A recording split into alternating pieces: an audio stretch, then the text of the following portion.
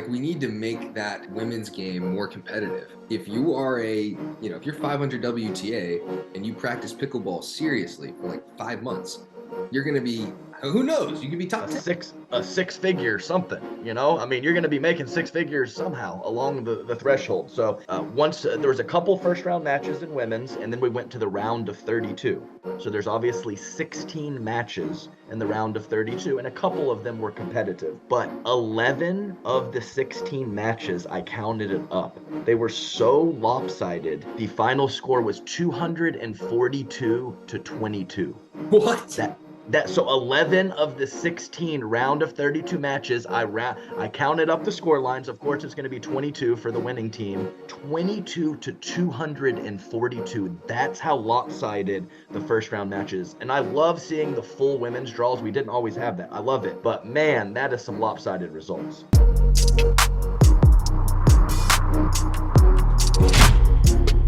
Okay, we got Adam Stone back on the pod. He's here to carry me once again. Yes, James. So it looks like we might be together a little more consistently on the James Ignatowich podcast. Now, the last thing we want to do, James, is get too structured on this podcast. We want you off the cuff. We want you doing your thing. I'm just gonna kind of guide you through it a little bit, ask you a few questions here. This is like 80% you, 20% me. This is not a 50-50 situation. We're just gonna rock it, okay? Okay. All right, I'm in. Number one, let's just get it out of the way. Talk to me about the ankle. How's it doing? How we feeling? What did you have a decision whether to play or not? Was it just so bad it didn't matter? Let's get into that. Yeah, I honestly didn't really have a decision. I mean, I've had ankle sprains before. I played basketball for years, and I've probably sprained each ankle like 2 or 3 times, and I've never had one this bad. I'm not sure if it was so bad because of like what happened in the moment or because I played through it for an entire game. Not really sure. But it's probably a grade 2 sprain. I'm getting checked out today, but I saw my trainer yesterday. No MRI yet, but it's like, he thinks it's grade 2, which means, like, for those who don't know, grade 1 is you're probably going to be good in 2 weeks. Grade 2 is like, okay, there's some tearing. It could be 4 to 6 weeks, and that's what he thinks it is based on just like the mobility of it and what he saw. So it kind of sucks because I was in like the situation that I want to be in, that I trained to be in, right? I was in the semis against Ben and Colin. I got Matt to my right, which was my first chance to play with Matt. I had mixed final tomorrow, the day out, so it's really not good, but it is what it is. I mean, I'm not really too upset about it just because, like, I am getting paid to play pickleball, not, Right. I can't complain that much. Hey, that's a good mindset to have. And so was this something that you felt a little bit, maybe you tweaked it and then it went worse, or was this just a one-time thing? I didn't actually see the injury. And then also describe, you briefly touched on it, when exactly it happened in the match. Here we go. So I posted it on my Instagram story. It was at 10-9 in the first game. It's on the stream. DJ Young hits a speed up off speed to my high backhand. I bag him. It's like the perfect way for me to get hurt. And I posted on my story. I bagged him in the chest, but as I'm moving to my left, my ankle, I mean, you could watch it back on the stream. It's the grandstand stream, 10-9 in the first game. And you'll see my ankle completely turns over and I jump right up and I'm grabbing it. And it was, I played through it just because I think one thing is, like, I've always had a high pain tolerance, which is a little dangerous for that type of stuff. And I just played through it, all the adrenaline, and it hurt during the match. But then after the match, it was like, whoa, this is really bad. And I figured it's just not worth it to go out there against Ben and Colin and be able to, like, not walk. Even if I loosen it up again, it's like, I'm finally getting paid. Like, I don't want to re-injure it and get hurt for like 6 months. Like, it's just not smart. So yeah. No, I hear you. And I'll go ahead and say this. I do not have a high pain tolerance. So I have sprained my ankle before, and it's one time volleyball, all the other times basketball.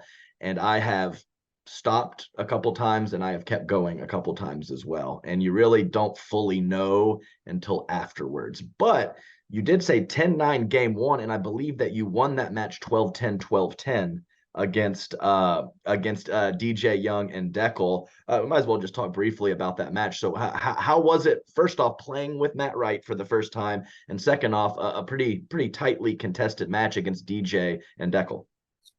Yeah, Matt is such a stud. Matt is like, it was crazy. I could hit a bad dink over there and they just attack him and he's just like, see ya.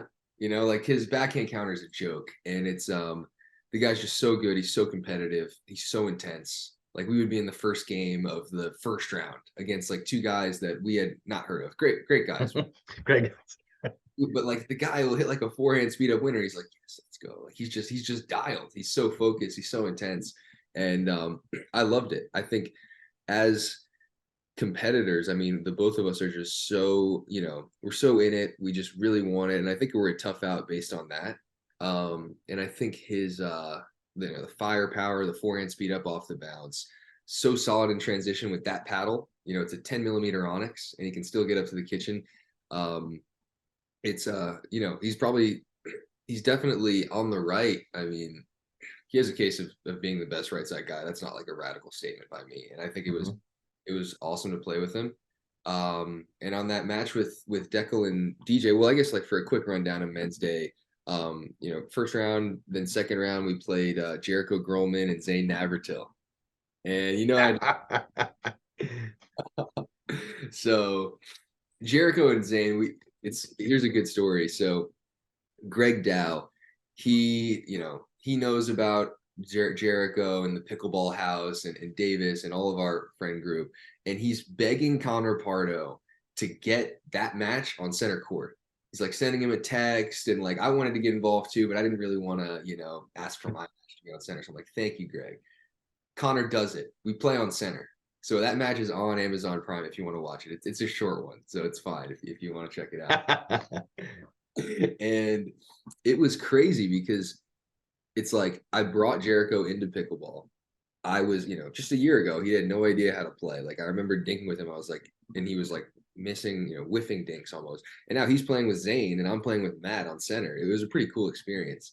And we just totally blew through. I mean, it wasn't pretty, the match itself, but like I think Jericho's got a lot of upside. I think he's going to get better. And so yeah, that happened. And then in the quarters, DJ and Deckel, that's a tough team. I mean, they've got a lot of firepower. Deckel's got good hands and just like great finishing power from both of them.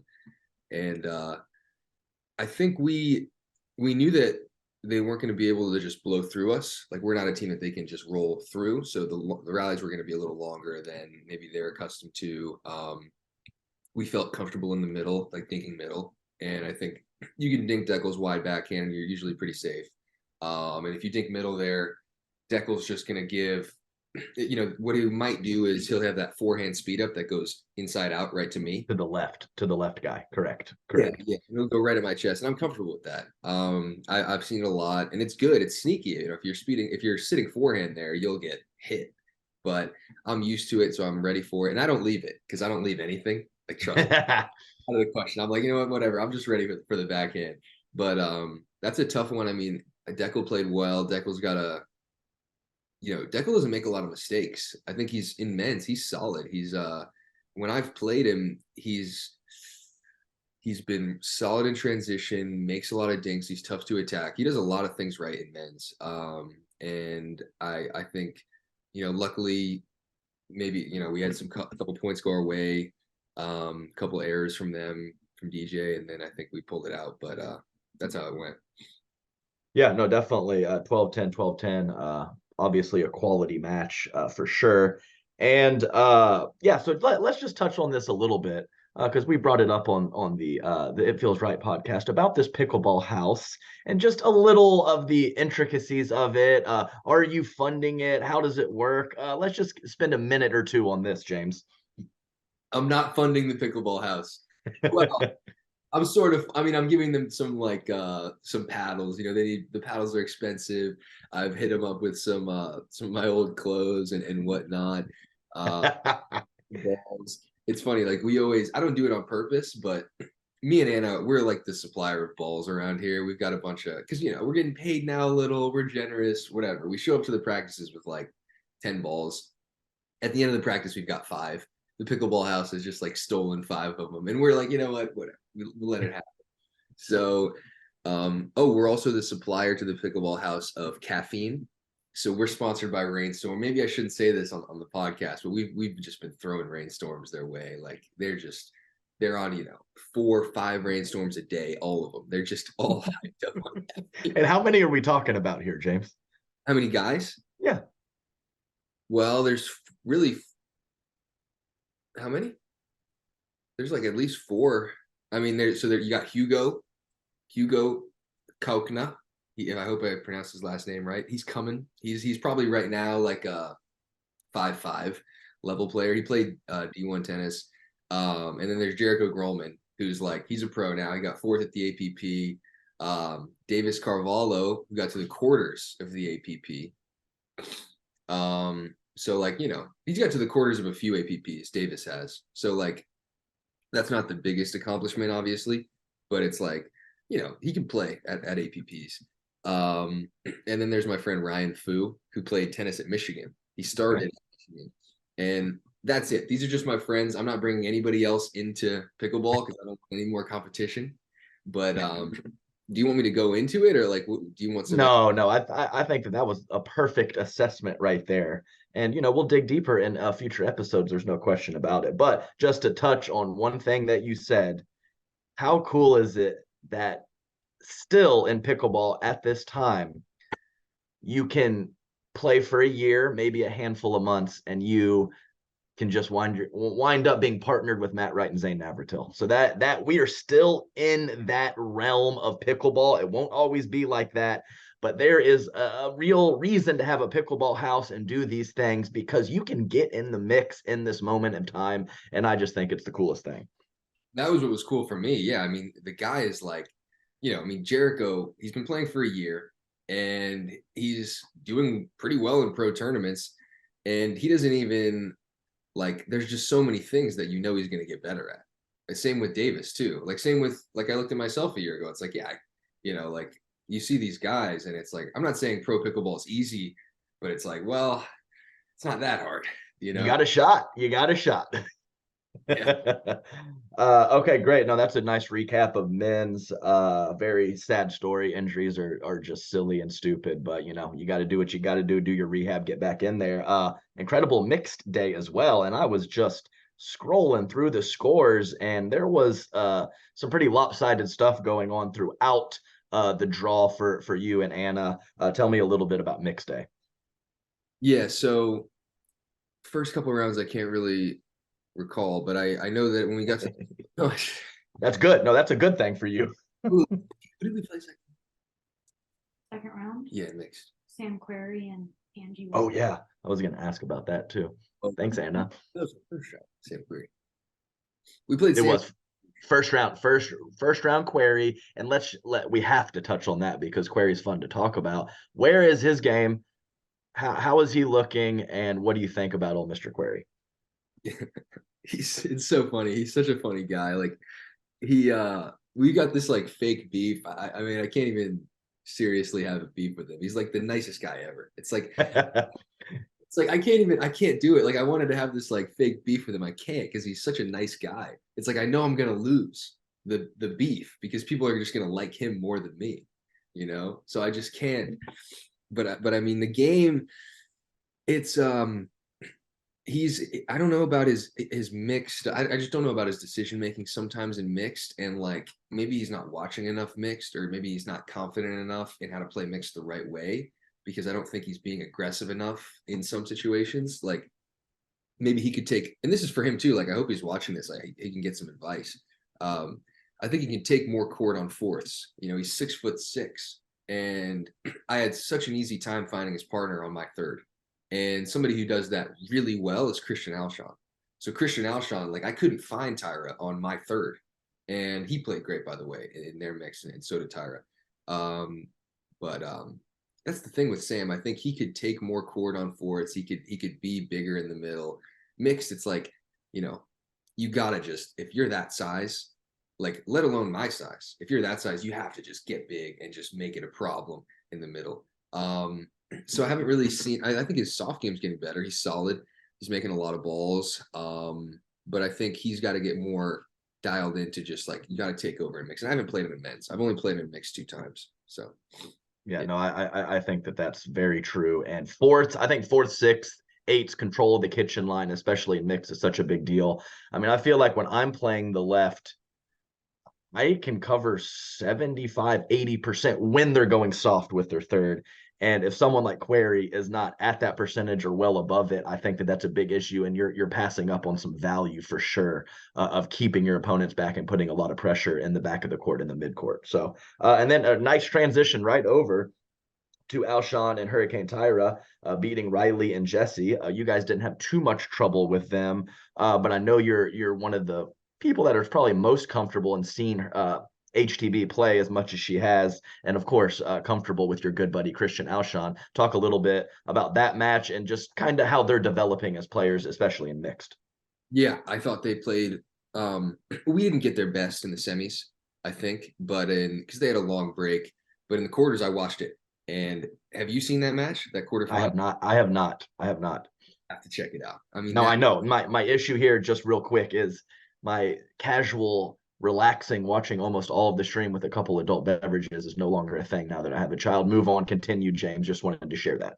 I got you. Well, that quarter is just as a pickleball fan, like, because I still love to watch pickleball. I'm still pretty new, and I'm still obsessed with it. Watching that quarterfinal was just, it was awesome. I mean, Christian and Tyra were down, I think 8-4 in the third, maybe 8-5 in the third.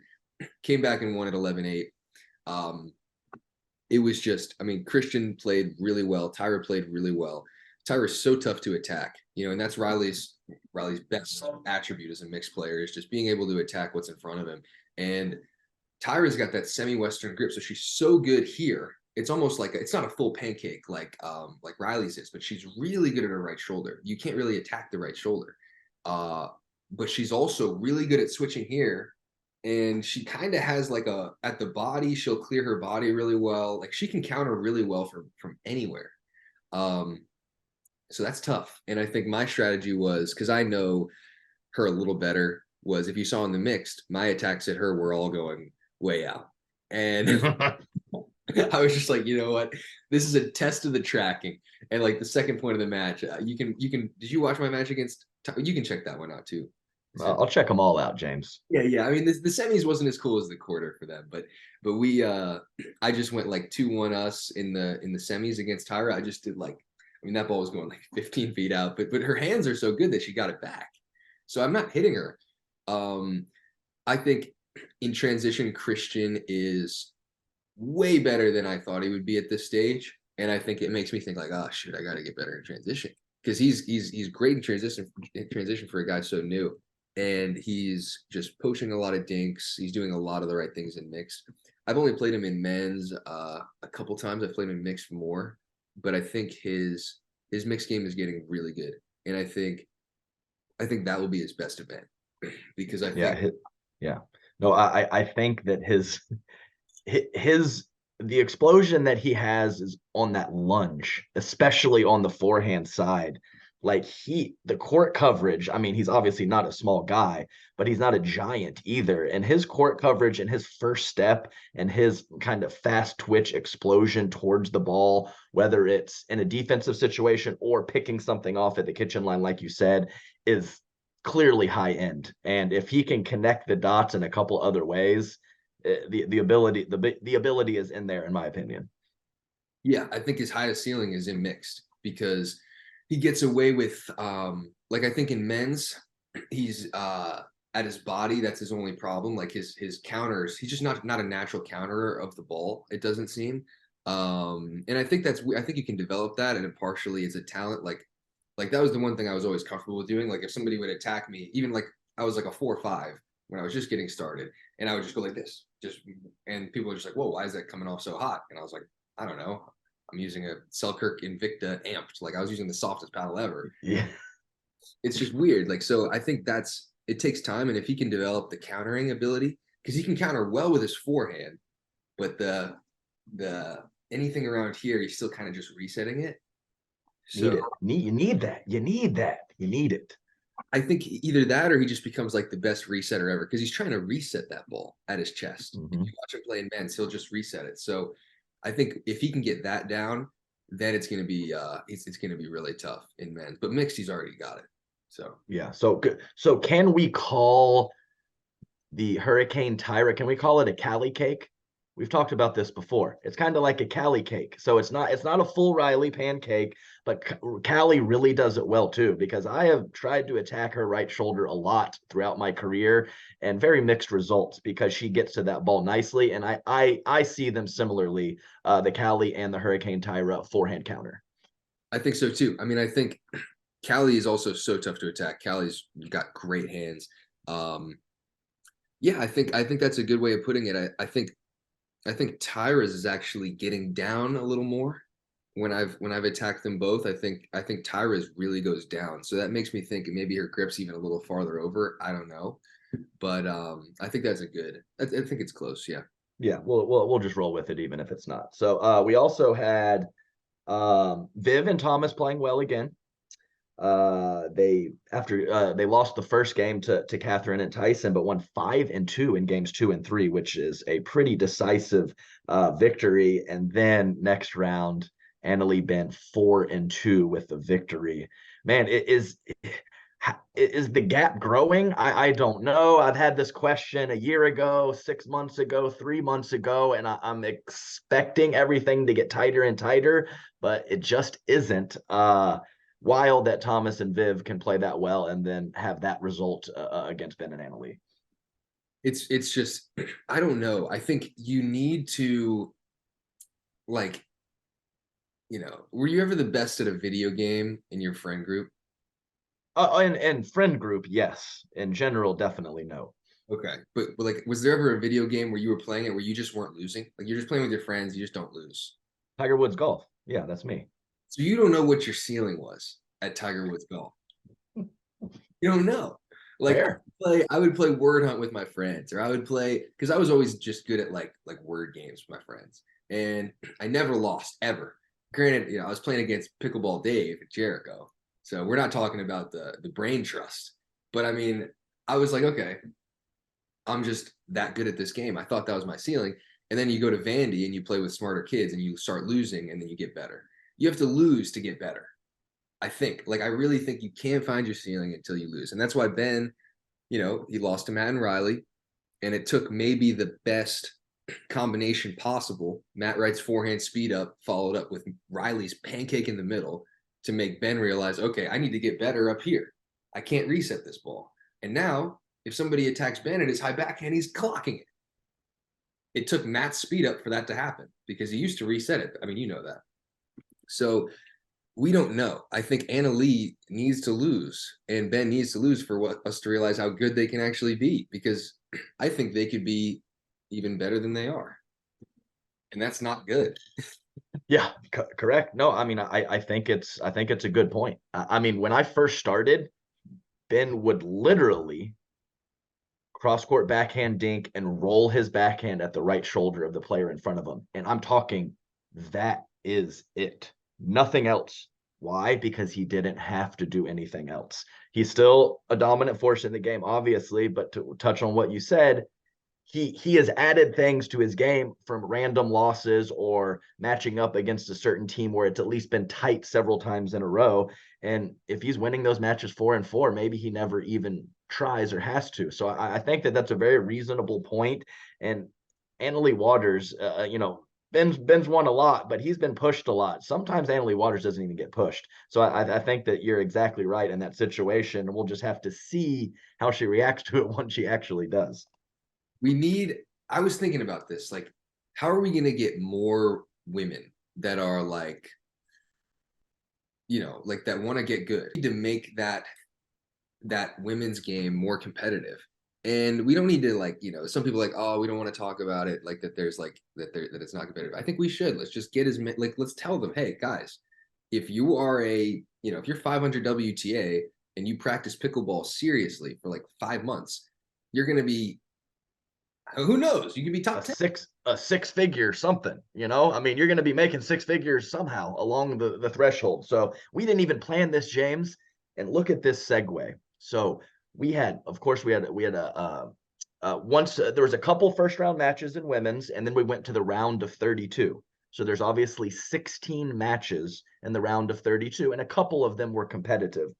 But 11 of the 16 matches, I counted it up, they were so lopsided. The final score was 242 to 22. What? So 11 of the 16 round of 32 matches, I counted up the score lines. Of course, it's going to be 22 for the winning team. 22 to 242. That's how lopsided the first round matches. And I love seeing the full women's draws. We didn't always have that. I love it. But man, that is some lopsided results. I don't know what to say. That's not good. Yeah. I mean, numbers don't lie, and those are some drastic numbers for sure. Wow. I mean, that shows that there's a lot of new girls coming in. Yes, which is a good start. Start. Whew. Yeah. And I'm glad I have a couple notes here on some slight drama that I through the grapevine I kind of heard about. And we had some light Pablo Tellez Dane Gingrich drama at the in Las Vegas, and Dane Gingrich made a post about how Pablo basically kind of was saying he was willing to fight him during their match. Yeah, so I mean, I just saw this on Facebook, and I think that Pablo actually walked across the net and had some words for Dane and Dave Weinbach, who had some issue in their first round match. So I was wondering if maybe you had some more info. You obviously do not, but that is what I heard through the grapevine, and it's not terribly surprising, to be honest with you.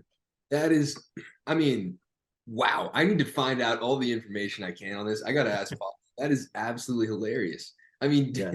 So he's gonna fight two senior pros. I mean, I guess so. I mean, and Pablo, I have a great relationship with Pablo. I love Pablo. I've been able to get on the practice court with him a couple times the last couple months and really enjoyed it. But he's had a couple situations arise, and he seems to be the common denominator in a handful of these situations. So Pablo wants to win. He's got some fire in his belly, that's for sure. Yeah, don't mess with Pablo. Don't mess with at all. Yeah. Yeah, and similar to Dane Gingrich, I know he's the mental coach. I have a great relationship with him. We go back and forth online quite a bit, but I wouldn't call him a saint on court either. Weinbach. Yeah, he's a very competitive guy, Dane Gingrich, and of course Dave Weinbach has plenty of reputation throughout his years. So just maybe just boys being boys. The fella's having a little jawing. I was hoping you had some more details, but you do not. And do you know this Jim Kloss guy? Oh yeah, I know Jim. Yes. So I heard somewhere along the line that your partner Matt Wright had a slight verbal altercation with Jim Kloss. Now I do know that Jim Kloss and Lucy Kovalova have a little online beef. I've probably read 2% of Jim's stuff. I don't really know, but I was wondering if you had any more info on that, Mr. Ignatowich. I do. So this was absolutely hilarious, and this might have to be our last thing, but Perfect. This is the best way to end. So, okay, we played the quarter against Declan and DJ, and Jim is in the stands, and I don't even know what Jim looks like. And only reason I know Jim's in the stands is because Matt says to me, he's like, "Oh, Jim's in the stands," and I'm like, "Okay." And you could tell he just hates. I mean, Matt is just. I don't want to get into what Matt told me about Jim. I'll leave that, but Matt's not a fan of Jim. I'm sure he'd be fine with me saying that. And we win the first game, and Matt, instead of like, let's just say this, Matt goes straight to the bench, looks right at Jim, and he's like, "Oh, the clown show has arrived," right at Jim. And then fast forward, we win the second game, win the match. I go back to my stuff, I'm nursing the ankle, and then I see Matt just stalking towards the crowd, looking right at Jim, and he's like, "Oh look, I made another deep run in men's, huh? Where's I don't know if I should repeat exactly what he said, but he called out a couple of Jim's, maybe Jim's favorite player, we'll say, and he went right at Jim, and Jim was just cowering. Jim was afraid. I mean, from what I saw, Jim was I don't want this. I don't want any problem with Matt. I mean, Matt's an alpha male. You know, Jim is just a keyboard. I mean, no, but Jim, I don't want to have any problems with Jim. I don't want to see any issues with Jim on the Facebook posts. Yeah, that's what happened. Yeah, no, that was a perfect description. You told what happened. You didn't give any of the juicy details, and you know that's okay. So is this guy like actually friends with pros or coaching pros or something like that? Is that a thing? I saw on his Facebook post that he was working with, it says Riley, Lindsay, and Leia. So I think Okay. that's what I saw. I didn't speak to any of them on if he's actually coaching them or not, but that's what he said on his post. So that could be true, could not be true. Gotcha. But I don't know. I mean, he's got a lot of strong opinions. That's for sure.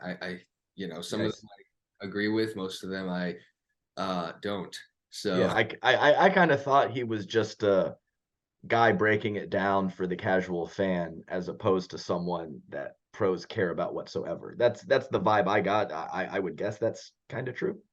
I think, I mean, that's what I thought. Like before our tournament, like before me and Matt played together, his analysis of our team was like, Matt and James aren't going to work out because they're just two right side guys. You know, Okay, so there you go. So some extra, it's perfect, a good stuff. But hey, we talked about how you and Grolman are playing with Matt Wright and Zane Navratil, but maybe this is a situation where a keyboard warrior can get in the pickleball mix just being like Jim Kloss. I don't know anything about Josh Gartman, but I know that he kind of came out of nowhere, gave some really in-depth, specific stats, was tweeting uncontrollably for a few weeks, and then the next thing you know, he's the GM of DC Pickleball Club, or pickleball team. Sorry. So I don't know. Maybe it's that situation where people who are nobodies can get in the mix in pickleball in some way, shape, or form. Yeah, there's a huge demand for it. We need there's no like real, at least not a lot of real veterans in pickleball, coaches. Everybody's been playing for like 2 years, so we need those guys like Jimmy Miller, guys like, well, Josh is actually, his Twitter, I like it a lot. Josh is great, like as far as what he tweets and the stuff out there. But like guys like Jimmy, guys like Jim Kloss, people that are just willing to put themselves out there. They have opinions and people listen because they're entertaining. And I think pickleball needs that. We need people with opinions. It is the Wild West, ladies and gentlemen. You're playing, you're a pickleball influencer, high-end content creator. Just do your thing. Get in the mix and you can be a guy. Here we go. All right. Thank you, Adam. I've got counseling. Take that part. It's a perfect ending, James. You have a great old day. We'll get back with you next week. All right. It's the easiest podcast I've ever done. This is all you from now on. All you. Take the reins, please.